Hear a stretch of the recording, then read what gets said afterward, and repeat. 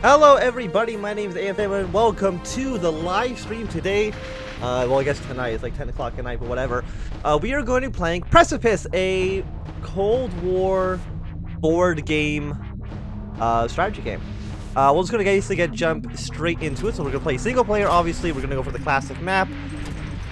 So the game lasts 50 turns, and I guess... well, I'll kind of explain to it once we actually get in. So we got two sides. We can either play as the USSR or as the United States. We're going to be playing as the United States for this game. And also, so we get 3 perks just to begin with. These are going to determine, our rare perks by defeating AI. I don't have a lot of perks, so I've only really played like a little bit to kind of get a basic feel for how the game actually works. I've actually never won a game. I've also never lost a game, technically. I've just never gotten to the end of one. So we have a few traits here. Most of them are very similar. I have unlocked one, I guess, advanced one, which is USSR agents cannot deploy into Algeria. So what should we do? I generally think, of course, I can't really show you too much. We can see, you can clearly see there's a map in the background. So there are a few regions. We got NATO, the Warsaw Pact, the Arab League, Sub-Saharan, South Africa, South Asia, and East Asia. So what we need to do, you can see down here, we have a certain amount of points. We are blue because we're United States, and we need to get our way up to this bubble here in order to actually claim victory over the scenario. And how we get these points? Well, by having influence among all of these countries. And you can see here, if you have a majority of them in a certain area, like let's say NATO, for example, if you have a majority of the NATO nations, you get 2 victory points, which would be 2 points down here. If you have every single nation within that area on your side, you're going to get the United Front bonus, which you can see here is giving us 4 points. We're getting 4 points for having all of NATO within our sphere of influence, and we're getting 1 point for having majority of South Asia in our sphere of influence. So what we want to do here, basically, is we want to at least try to limit the Soviet Union in one particular area.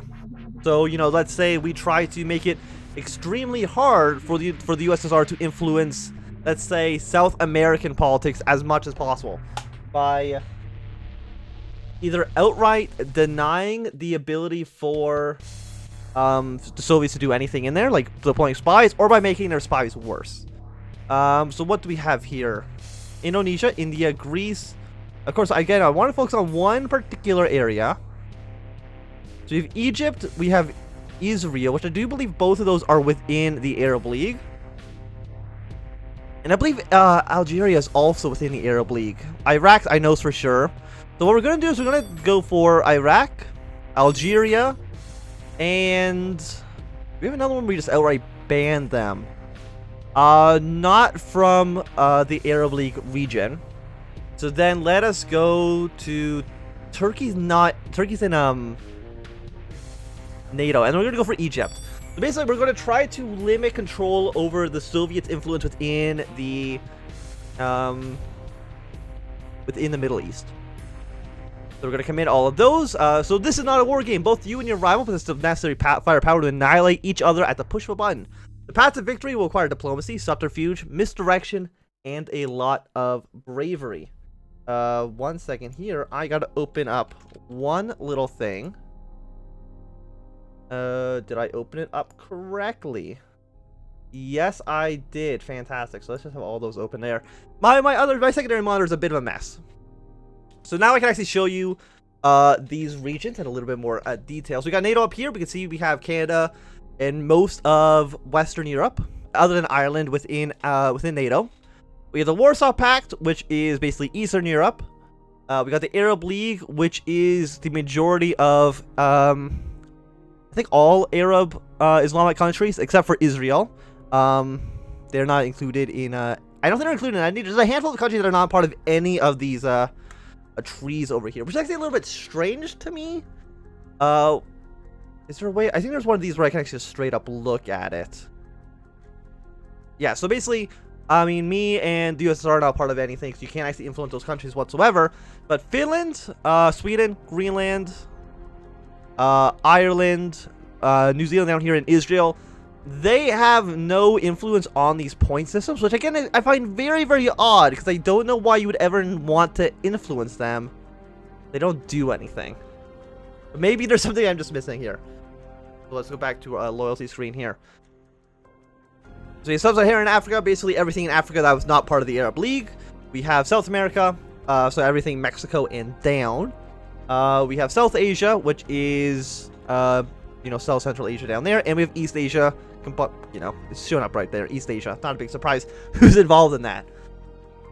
So we also have 3 spies down here, which we will be able to use to influence a handful of countries, either by making them more stable, funding insurrections, or by trying to commit coups to overthrow governments and getting them on our side. Of course, there's some risks to that, which we'll get into a little bit later once we actually start trying to coup people.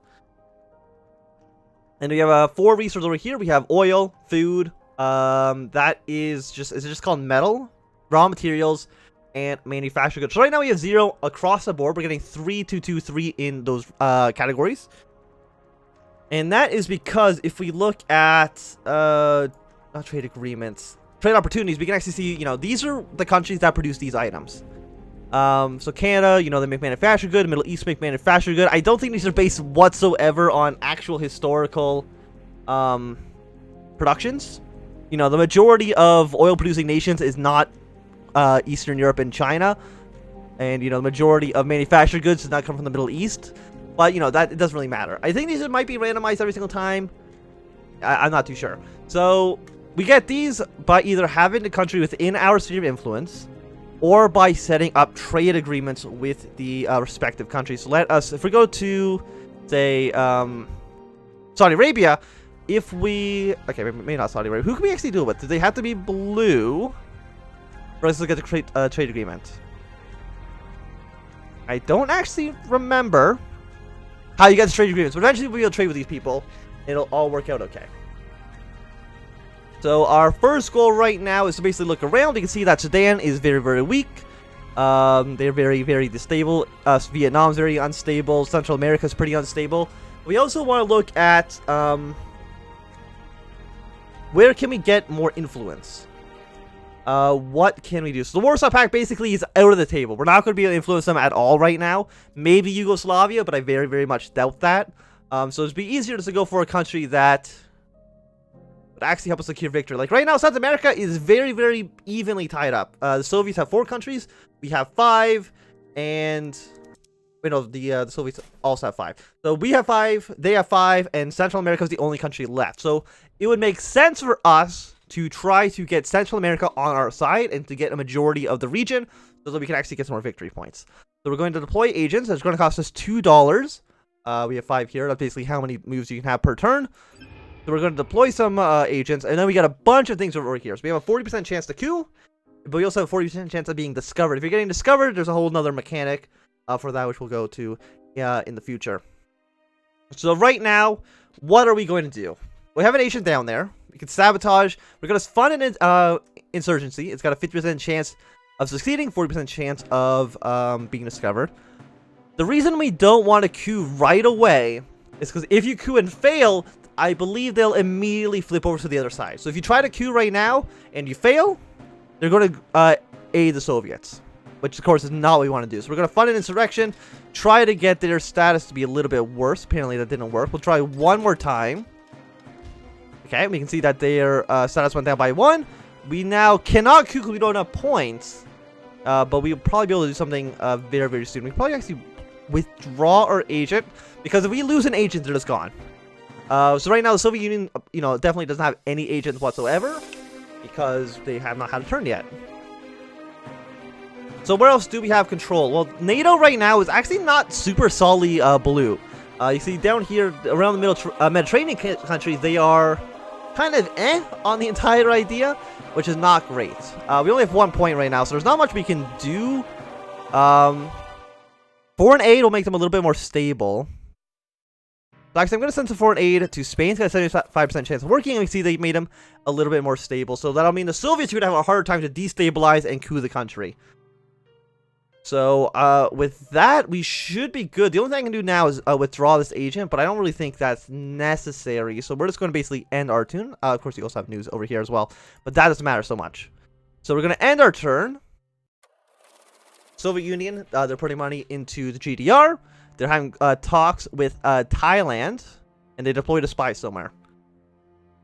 So if we, for example, if we want to figure out where did the Soviet Union send a spy, we can go to click on Soviet Union and we can infiltrate the KGB, and that'll give us a little bit of information on where they're actually located. It'll tell us, like, you know, which region they're in, and then it'll give us a chance to try to assassinate their agent. So right now, what can we do? We can queue for the 55% chance succeed. That's not great. We can also military invade, but that's going to immediately mean the Soviet Union is going to be on our ass. We can fund more insurgency, try to get them to be completely destabilized. So let's do that. It didn't work. Okay, let's try one more time. And there we go. So now they're like a completely destabilized nation. We have the 70% chance to queue with 3 cost. So let's see. Does the coup succeed? It does. We can withdraw our agent. And now we can see Central America is completely under our control. And we get 3 victory points for that, because now we have a majority of the region. But now we basically have no points. We have no agents anywhere, so we're not really too worried about anything bad happening.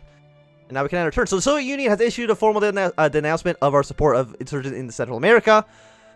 So basically, we can justify our aid. So this is basically like the UN. And this is basically how the game can end.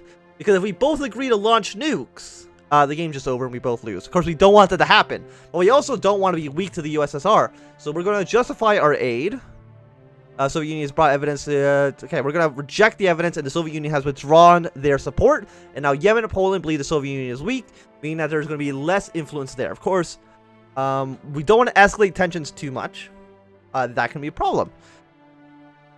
Because, you know, if we drag it on too far, the countries that are even allied towards us, even if the Soviet Union backs down, will still be hostile towards what we've done. Soviet Union has issued formal announcement. Okay, we're going to justify our aid. We're going to support the capitalist. Okay, if we ready nuclear weapons, like we're already in a situation where I can ready nuclear missiles. Czechoslovakia is upset about what the Soviet Union is doing. Like, we ready nuclear missiles, for example. The only thing we can do is terminate aid, or we launch nukes. We're going to terminate the aid, and now they flip to the other side. And now a bunch of countries now believe that we are weak.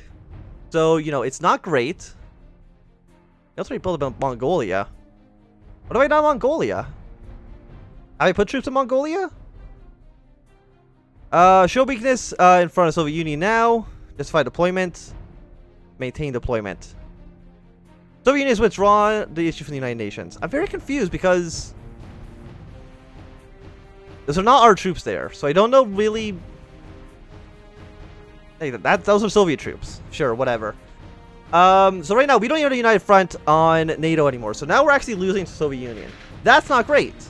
We want to get Turkey back on our side. Of course, we don't want to invade them. That's going to be a little bit much. 25% chance of coup. Not fantastic.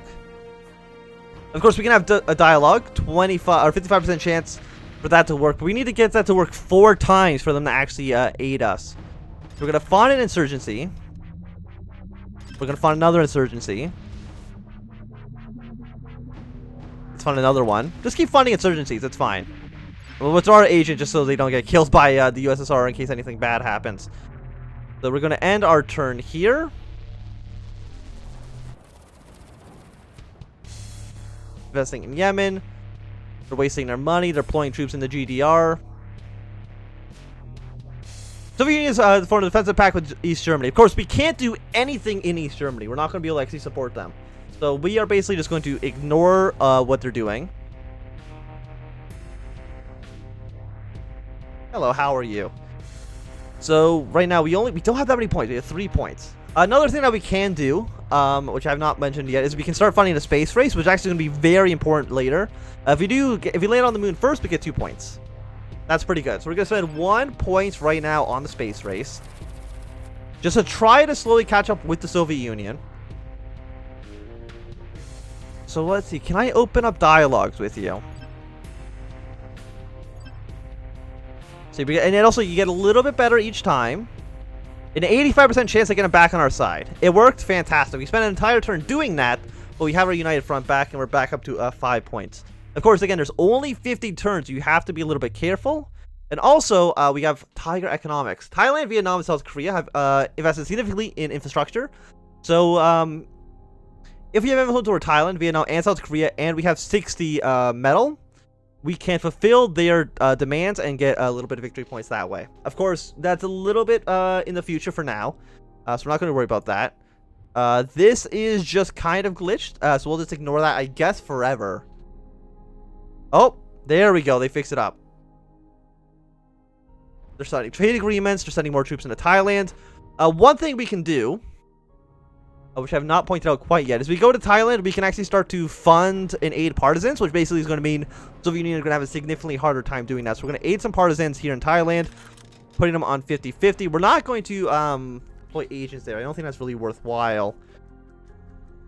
And then we have these guys down here. I'm a little bit annoyed that I've fucked this up a little bit, but it's not a huge deal. So right now we got the Arab League. It's pretty heavily in Soviet hands right now, which is not fantastic. East Asia, we only have control of 2 of those countries. The rest of them are very much entrenched with the Soviet Union. So what do we want to do? We can invade Indonesia, which is what I think we're going to do. How many troops do they have? They have 4 divisions. So I'm going to put 3 divisions of ours into Indonesia. We're going to be in a nice little war in Indonesia. Of course, the Soviets are probably going to say something about that, but we'll see if they do. And then let's have some diplomacy with Iraq. Apparently that did not go anywhere. So we'll end our turn. Soviet Union has formal declaration or invasion of Indonesia. Soviet Union has withdrawn the issue. So Angola and Vietnam no longer think the Soviet Union as strong as they were before. And the Soviet Union is deploying troops into Central America. Which is bad, because basically we are not able to invade Central America. They put troops in Bulgaria. I don't care about that. Okay, they put their troops out of there. China and Finland believe the Soviet Union is weak, meaning China is no longer supporting the USSR, which is fantastic for us. Because now that leaves us with a little bit of a gateway to start trying to finagle our way in getting support of the Chinese. So what do we want to do right now? So we also have a unrest bar, 10%. That's not too bad. So let's see. We probably, if we want to fulfill this world event, we need Thailand, Vietnam under our influence, which is, yeah, Korea, South Korea. Thailand right now is being fought by the Soviets. We're going to aid partisans once again. Try to defeat the Soviet Union so they can't get any troops there. We're going to deploy an agent in Vietnam. We're going to fund insurgency. Fund another insurgency. There we go. So now they are pretty weak. And right now, you know, I feel like we're doing okay. I mean, you can see the Soviets have deployed troops around the world. They're deploying more troops in Central America. And why would they have spies in Mexico?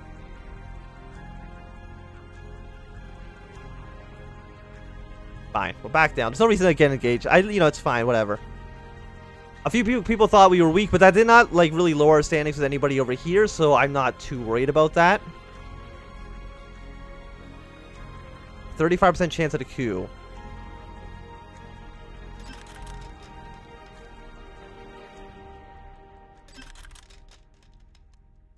Apparently these are all failing. What do I have over here? Can we get another... Okay. So now they're in a pretty shitty situation. Let's fund more things in Thailand. Now they're also in a shitty situation. We'll withdraw our agent from Vietnam because I don't think they need to be there right now. And let us strengthen our ties.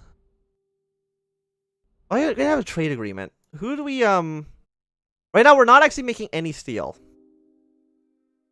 So who is actually providing with steel at the moment? So they need demand paid opportunities. So we need tungsten. So can we get it from Turkey, for example? We can foreign aid. That's not really what I'm looking for. Yeah, trade agreement with India. -1. I think that's good.